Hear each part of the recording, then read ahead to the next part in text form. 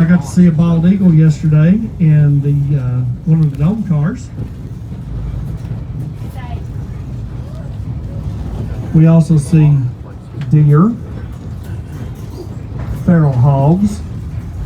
Those tourists that wouldn't leave, that would be the Canada geese.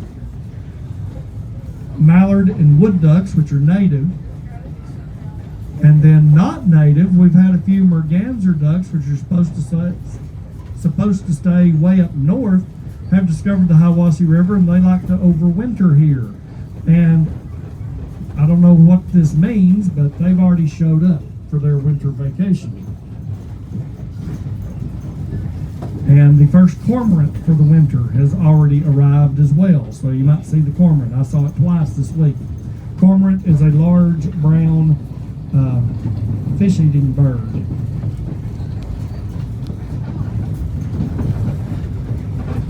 Occasionally, somebody sees a bear. I have missed 6 bears from the train so far. Haven't got to see one. Went to Cades Cove a few weeks ago and saw 3. But nope, no bears from the train for me. So if you see a bear, give out a yell. Let as many people as possible get a chance to see it.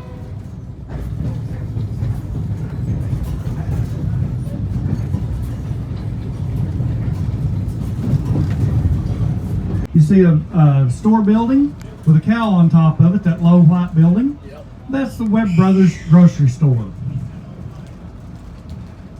They own the house now, the bridge tender's house. So you can stop there at the store and they can rent you rooms or the whole house. They'll also rent you rafts and kayaks to go floating down the river. Okay, that tall white building across the river there, never could decide what it wanted to be when it grew up. That's the Hiwassee Union Church, the elementary school, and the Masonic Lodge. Now it's the community center and the wedding venue. Now the school only went, there's a pair of mallards flying down the river. Now the school only went to the 7th grade. Where'd you go after 7th grade? That's right, to work. There's a little turtle swimming in the river there on the right.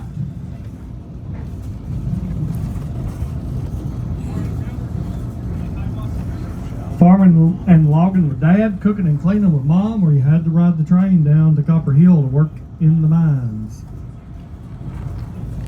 I think one of them is a good choice. They all get along with us, and they all get along with each other. They're terrible competitors, they're awfully friendly.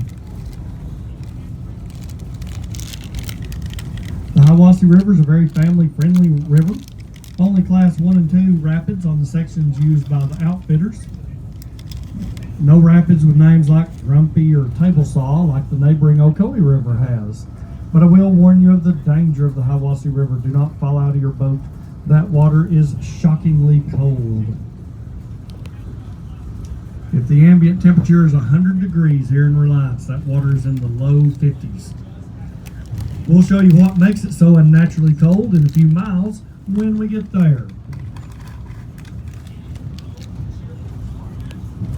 And visit the beautiful Cherokee National Forest. Now we've been darting in and out of the Cherokee National Forest. We're going to pass a little bit more privately owned land, and then we will be in the National Forest to stay for a while.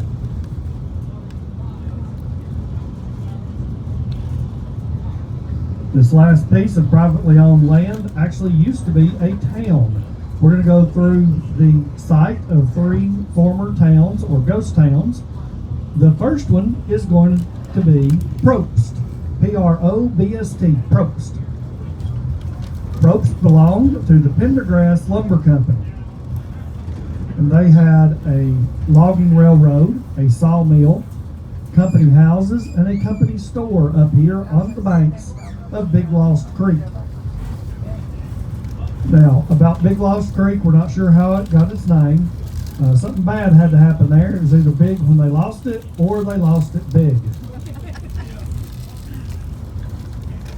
So as the train crosses Big Lost Creek on this bridge, look to the open field, mostly on the right, but somewhat on the left as well. And that's where the town of Probst used to be, on the right side up against the tree line. You should be following right behind us. In the spring, their narcissus flowers still bloom.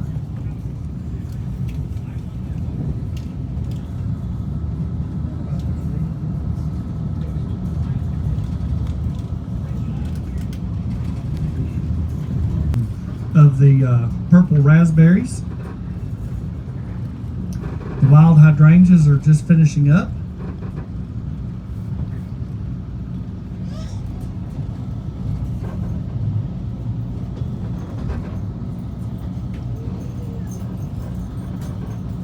And with the blackberries getting ripe right now, this is when I really think we would be able to see a bear. I think the blackberries on the side of the railroad would definitely attract them.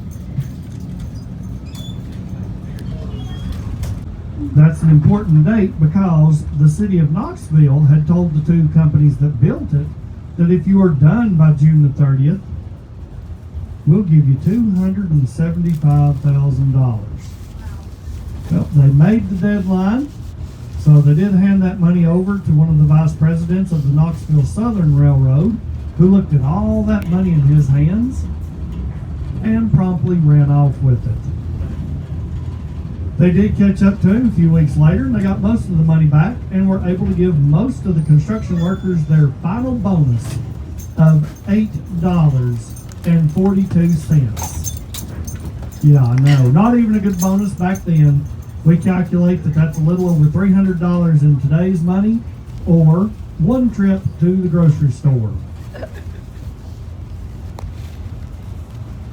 Right, the two companies that built this railroad were the Marietta and North of Georgia, which started from a connection with the state of Georgia's Western and Atlantic Railroad in the community of Elizabeth, Marietta, Georgia, and built north. Then the Knoxville Southern started from a connection with the East Tennessee and Virginia in Knoxville, and they built south. The two railroads met in the community of Appalachia.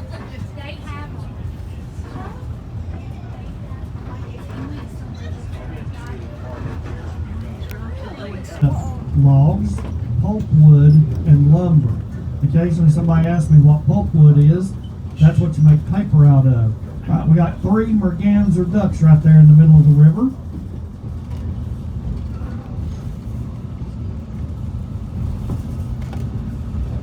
And a 4th one back there on a rock.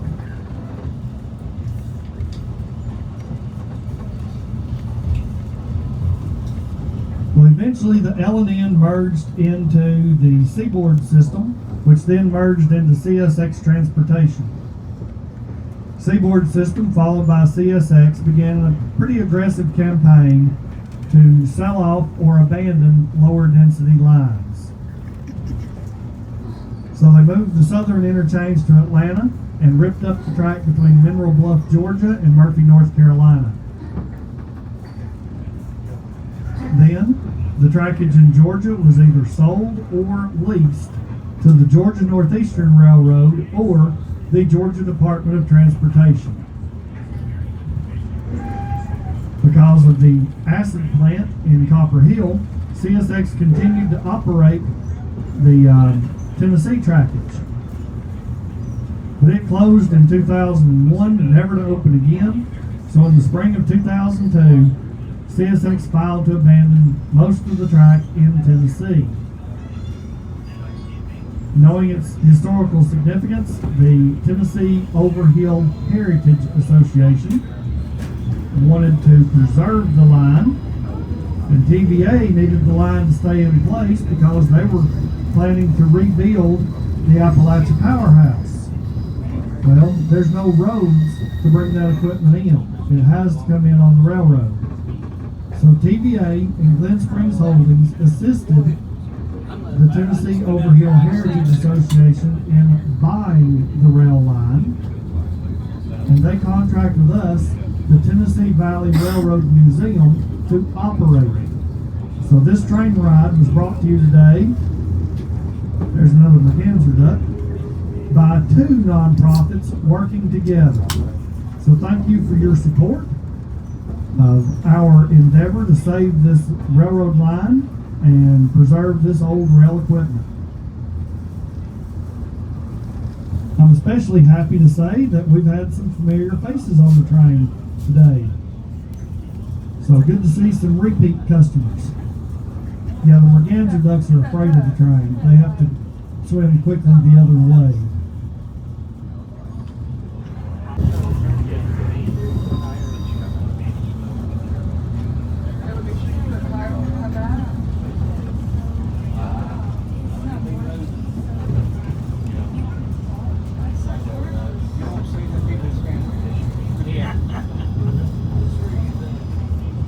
Road out of Reliance. So that's how all these people fishing got in, or they walked in on the John Muir Trail, which is on the other side of the river.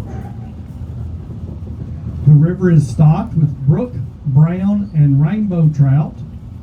So do be sure you buy your trout stamp to go fishing in there, because the turnover rate on the fish is much faster than the fish can lay eggs. So you definitely have to pay for a fish to be put in the river for you to catch.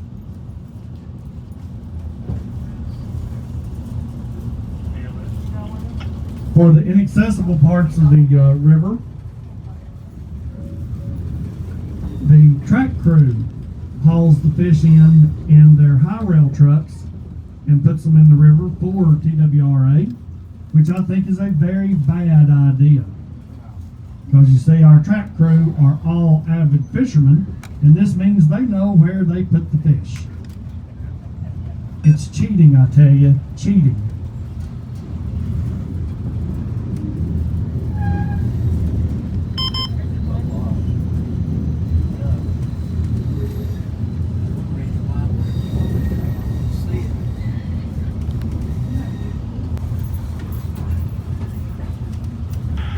Yeah, Josh. What does Elliot need? I have no idea. Let me go ask. Or you gonna go ask? All right. Noah's gonna go ask. Yeah, he called for me and he's never answered. So I guess I was thinking that Noah may have tossed him out onto the track and we got out of radio range. Okay, I don't know. Noah's checking on him. Never mind, he found me. Okay. 500 south, 350.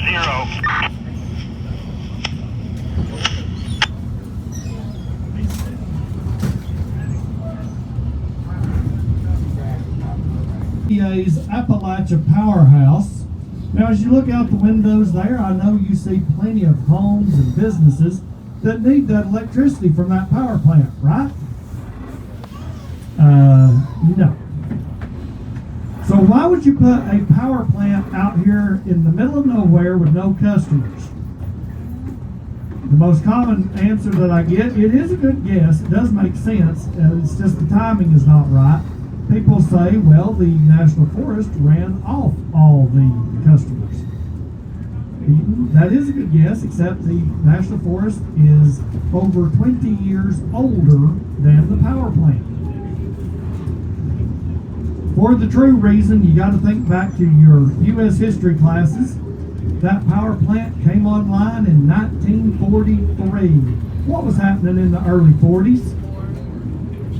Great job, class. World War II, that is correct. Now, the city of Knoxville had a lot of stuff going on around it during World War II. They had Alcoa and Oak Ridge. And because of all that, the area around Knoxville, Tennessee used 10% of the electricity produced by the 48 states then in existence. So they needed a lot of electricity, but because they were afraid of saboteurs, they didn't want to build one big power plant close by. They thought it would be safer to build a whole bunch of little ones nowhere.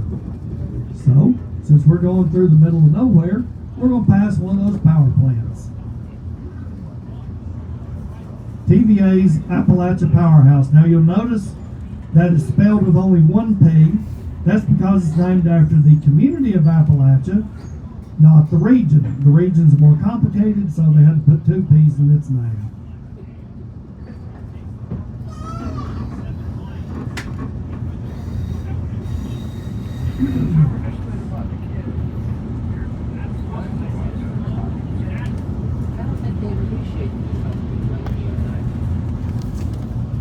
Now the power plant is used for peak demand power production. So as you can tell by looking at the river, it's not running right now. That also lets the fishermen be out there without being swept away. Yep. You can download an app from TVA. TVA Lake Info that will let you know when the powerhouse will be turned on so that you're not caught by surprise. Now if you are caught by surprise, the next stop is Chickamauga Dam in Chattanooga.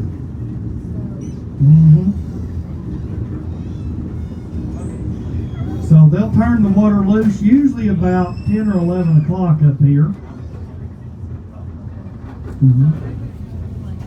And that way we've got plenty of water for the kayakers and the rafters, and plenty of power for our air conditioning. In the winter, the powerhouse runs in the night to make electricity for heat.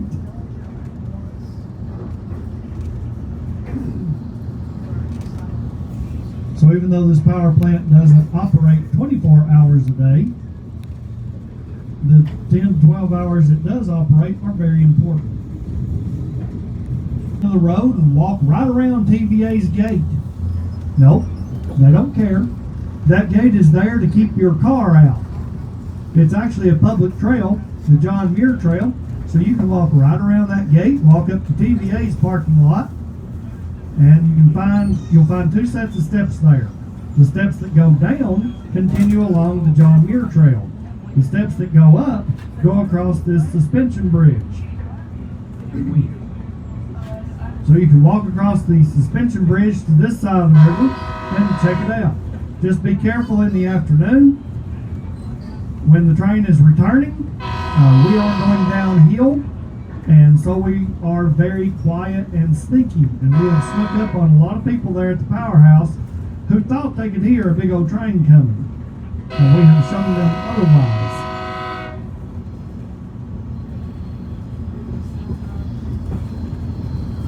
Alright, so looks like they're just now turning the water loose. So we're getting to watch it just barely begin to rise. Right, powerhouse building will be on the left. On the right are the two big green pipes that feed the generators. These two pipes are 8 feet in diameter.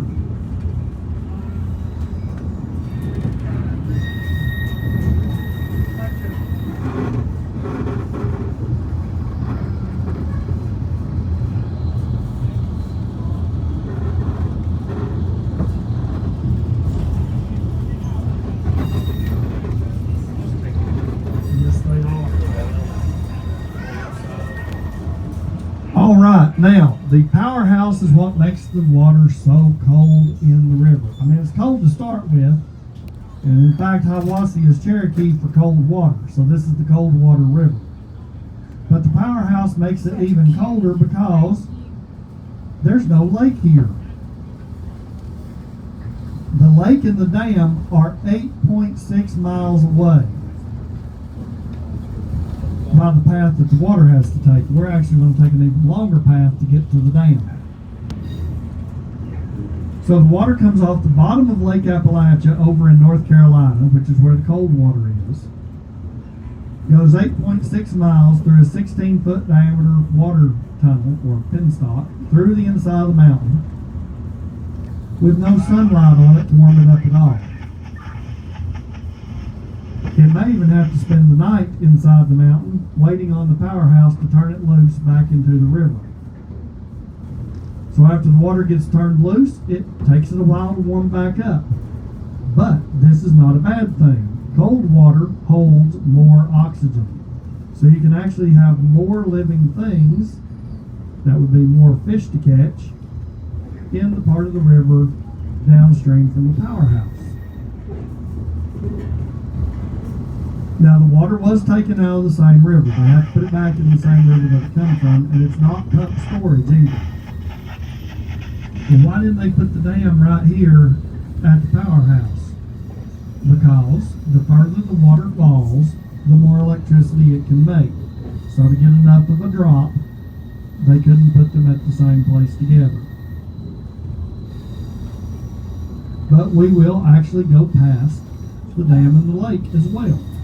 It'll take us about an hour to get there.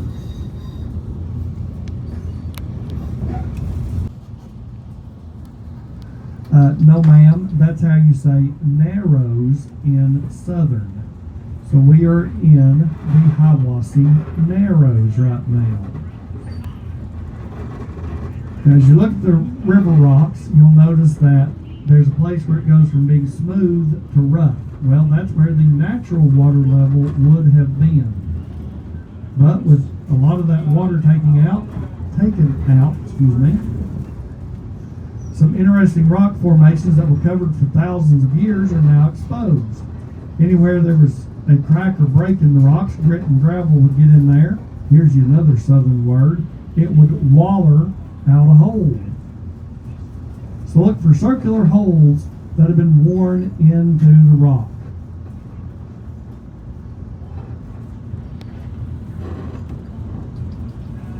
There's some of them that are over 10 feet across. We'll start with the smaller ones though, that are only a foot or two.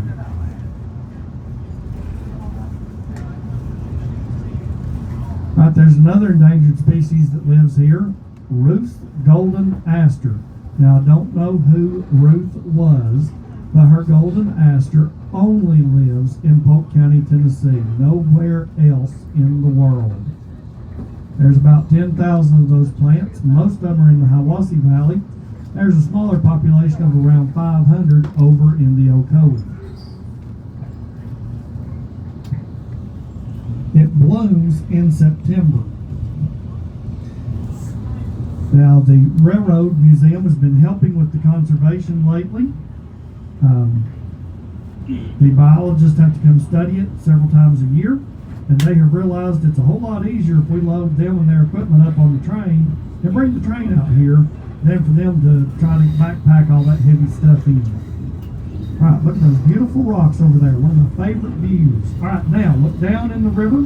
You're looking for two rocks look like wedges of Swiss cheese, one on each side. One step, you can cross the whole river. That's the narrow spot. Narrow spot. Car 1, you're coming up on the narrow spot right now.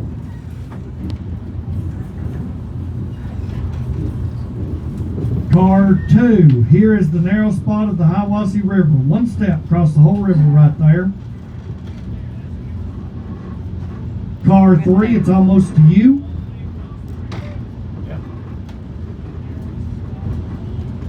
And car 4, the narrow spot of the Hiwassee River.